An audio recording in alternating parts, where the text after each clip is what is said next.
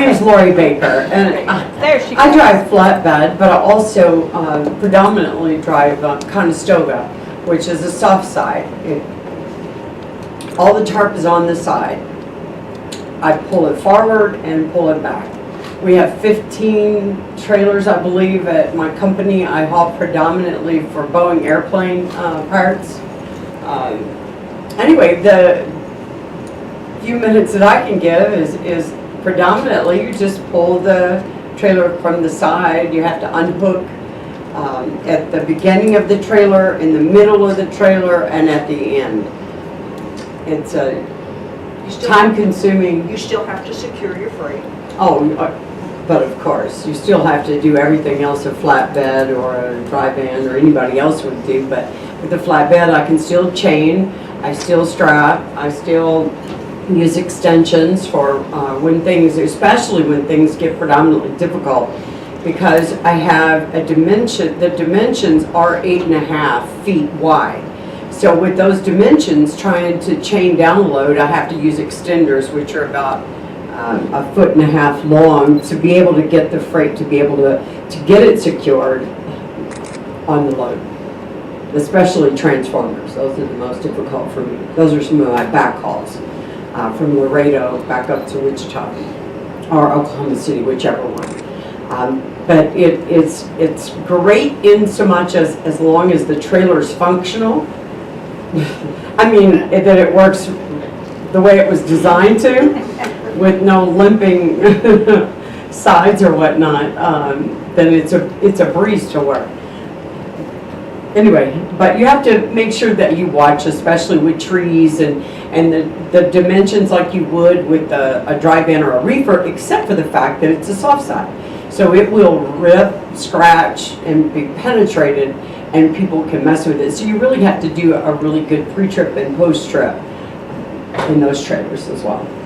Anything else? Do you have to have a lot of brute strength, do you think, to do this? No. No, you usually, as long as it's functioning correctly, which is how I got hurt the second, not brute strength usually. Most, probably 12-year-old kids could push this side. The chains are a whole nother thing though, the chains and My name is Shannon Morris with Happy Flats, but I pull a step deck. What's different about, what I love about my job is we have more flexibility than most vans and reefers because we're not always set to appointments. So that makes my job a little easier. And if we do have to deal with appointments, usually it's on one end versus both ends. So that's a big, huge bonus because then we can run more on our time. You know, we still get the load there and stuff, but we have a window, like say from 6 a.m. to 2 p.m. and we just make it happen.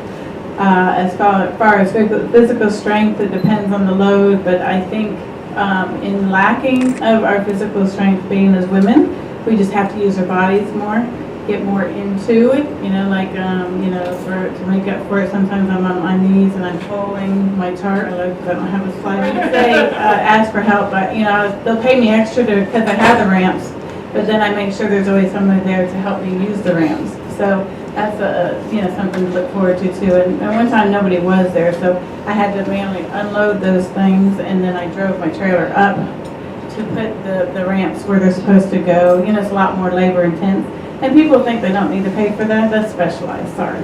That's the biggest thing I love about it is the variety of the loads. Also, you know, if something's overloaded on our trailers with it being an open trailer, they just take a forklift. Take it from the front, move it to the back, off we go. We don't have to unload the whole trailer to get it right. So that's another advantage. But it is hard work. You know, you get dirty doing our type of work. So, but I love it. Okay, so I'm Christy, the smoothbore tanker driver. I have probably one of the easiest jobs. All I move around are hoses. I unload with 3. I have 3 and 2-inch hoses. Usually I carry 6 hoses. Hazmat, non-hazmat, 42-foot trailer. Could be anything. I air off, I pump off. And yeah, my job is the easiest of all of yours. So it's the, You don't have to back into docks, but you do have to pull into loading ramps. Can you speak up a little bit? no, I don't have to pull into loading ramps. Okay. I don't have to pull I'm in. asking. No, I don't have to pull in. I do have to back in, Okay. but I don't have to pull into anything. Everybody's always happy to see me, because I've always got the product they want. Like I said, my job's the easiest of all of yours. But it's also most dangerous. Yes, it is. I get paid well. So, could be products, it's all raw material, what I carry. You guys carry the finished products for the most part. Except, We you, close. yeah, We cover raw Yeah. material too. raw material. Oversized. Hoses are probably the heaviest thing that I have to pull off and on the trailer. That's about the majority of my job. Can you describe the risks, like what could happen? Air off, too much pressure. The average tank pressurizes between 25 and 35 pounds per square inch on a 45,000 pound tank. That's literally per square inch. And there's not much air. They can, seams can pop. It doesn't happen often. But unfortunately, if you're unloading and you forget to release a valve, they compress. And I have seen that happen. That's not pretty. And it takes less than 2 minutes for a tank to compress. If you blow out a stack, I've had unloaders be injured, unfortunately. I took a bath on more than one occasion. Yes, I have. High sulfur diesel on one occasion. I took a latex bath about 2 months ago from my trainer. That was fun. But it is definitely the most rewarding, the most I've ever learned out of all the jobs I've ever done. I think that's what I love about it. Nothing's ever the same twice in the same day. Every day is something different. And that's what makes it so much fun. I don't haul the same stuff ever in the same day. I'm Michelle, and I pull a reefer. Produce, I chase produce. And a transition from a dry van to a reefer is, there's a big weight difference. You got the motor on the front, which means you load completely different. There are FDA regulations now for hauling produce that are starting to get pretty strict. Cleanliness. There's an exorbitant amount of wait time when you pull produce on the farm end of it, like the California valleys.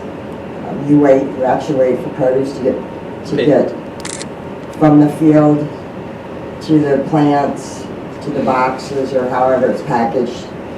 Then it has to be cooled. The law now requires that everything has to be at the temperature you're going to haul it. The driver no longer chills their produce. So as a driver, you should be on the docks when you load to pulp your produce, to make sure that, to keep yourself from being responsible for this stuff. What does pulp mean? Sticking a thermometer in it.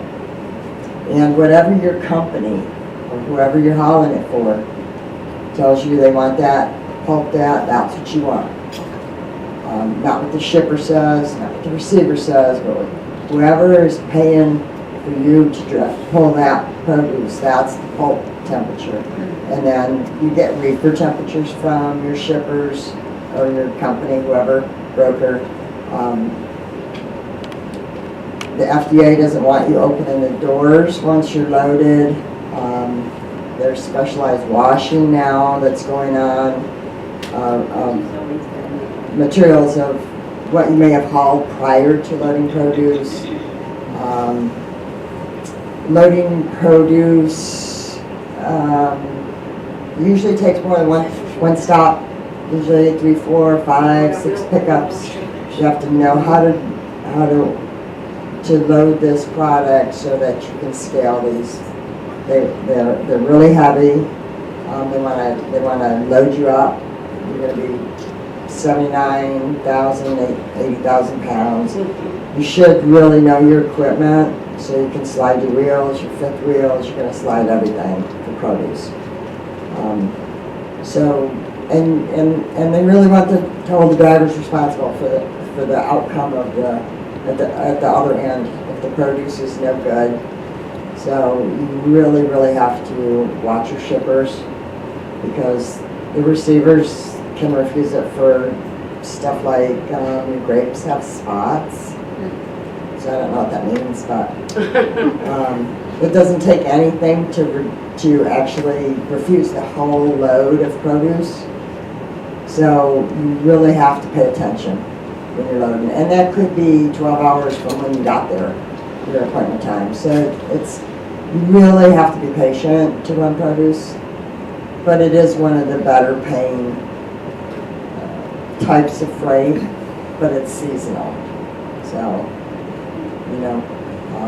we use our dry vans we run produce one way and furniture the other way, packaged furniture like office furniture. So we do have to clean our trailers between loads and stuff, but we do not haul meat, other frozen materials. So we try to limit our washing out on the road. But What do you do when they refuse your load?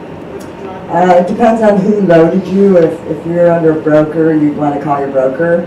I drove a company truck, so I just immediately call my company, and then they already have, since we do it, that's our main product is produce. They already have facilities they're going to call, and they first call the shipper and see what do you want us to do with it. And 10 times out of 10, they're like, Dump it. Yeah, dispose of it.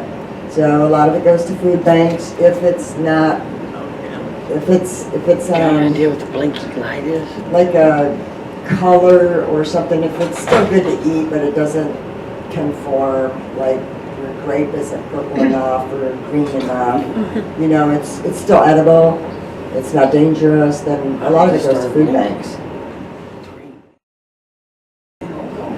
Aloha, my name is Sherilyn. I guess the flowers gives it away from where I'm from. So I'm from Hawaii. I was telling some of you, I could probably reverse all day on the island. It's so small. You can reverse 8 hours and drive 4 hours forward. So that's how small the island is. But anyway, what I do is I drive pretty much. You need to be multiple tasks on the island. You need to drive at least 2 to 3 different trucks. Not at once, of course. You do have to, I drive a flat rack. I can do belly dumps. We do super dumps. We do dump trucks. I do reefers. We do, and we have to load our own trucks with a loader or a forklift, which is a fun thing. And the reason why they do it that way is because if you get to a job site and you need to be loaded right away, you can do it yourself. So get out of the truck, load yourself, pull out, and move on. Keep on moving. We also need to repair our own units. Say if we have an air leak or whatever on the road, we need to repair all that stuff ourselves. So we need to be pretty good, I think, in driving. And being that we're on the island, I think we're pretty good. Because there's all the guys that is there, they really respect us as ladies drivers. They kind of pull over and let us go by. I don't know if they want us to go by because they want to see how good we drive, but they just want to check us out. But that's what I do. Oh, and I don't get dirty. I can go with white clothes all day and don't get dirty. I don't even have to get out besides loading our truck.